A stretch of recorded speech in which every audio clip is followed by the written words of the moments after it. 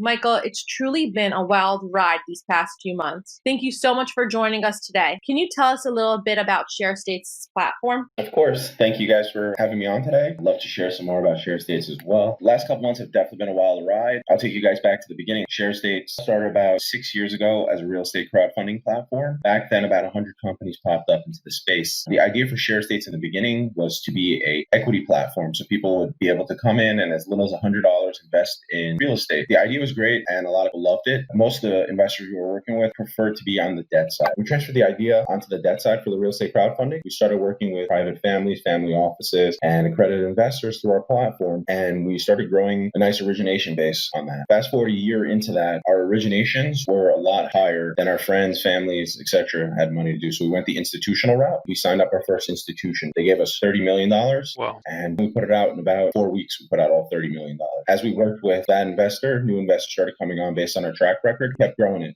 The idea from the beginning was to work with the fix and flip market. That was what was popular back then. 1 to 4 family properties. But as our borrowers grew in their business, we wanted to grow with them. We went from that 1 to 4 family. We got into smaller multifamily, mixed use properties, and that kept growing. We got into commercial, so warehouse, office, and even some retail. And as we grew more in those spaces with our borrowers, we got into ground up as they started developing, and the platform grew even more from there. As you guys mentioned before, through all those prototypes and through the national platform, we've lent out a little over $2.5 billion in the last 3.5 years, and we're working on growing the platform now. Michael, thanks for that background. Sure.